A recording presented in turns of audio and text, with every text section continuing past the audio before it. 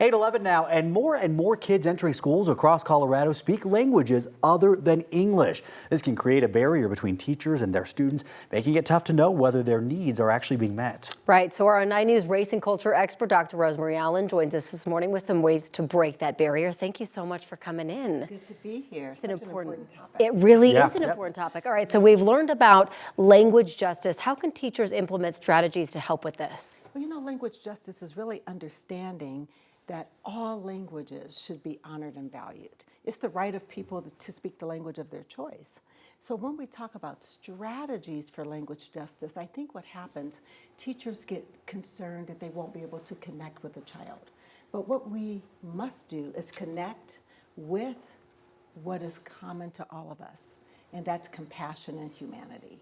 Is to first connect with the child in everything that's similar, and understanding that we all have a common human language, that we all smile, we all laugh, we all have pain, that we all have joy.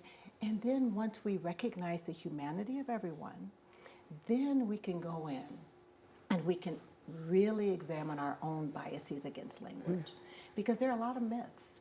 English only, that's a myth, especially in our state, especially with the increase of people who are coming in speaking different languages. I want to ask you more about that, actually, because you do hear that a lot of the times from people saying, that they believe English is the official language of America. We should point out that in the United States, we actually do not have an official language here. Absolutely, we do not, and we should value all languages, and we should really make an effort to ensure that children are hearing the language of the home. And sometimes that's very difficult, but as teachers, there are certain critical phrases that we can learn. Critical phrases, buenos dias, just greeting a child who speaks Spanish in the morning in their language, buenos dias. ¿Qué necesitas? What do you need? And then some simple directions. Siéntate aquí. You can go sit over here. It's time to eat. Lávese los manos. It's really just learning critical phrases and the possible responses so that the child can feel very welcomed in their classroom. Right.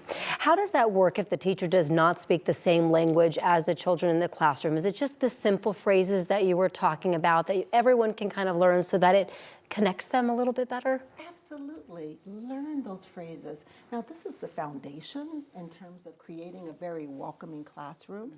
But also there are so many resources out there.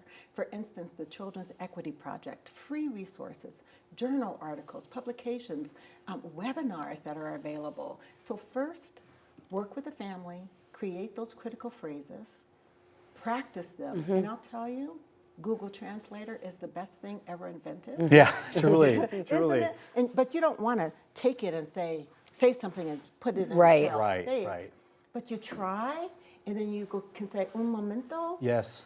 Let's try, and together use the technology, not as a replacement, but definitely as a resource. The effort is understood. Yeah. It's not shown as disrespect. Absolutely. Yeah, all right. Absolutely. Dr. Allen, we appreciate it. This was a great topic. Thank you so much. Thank you.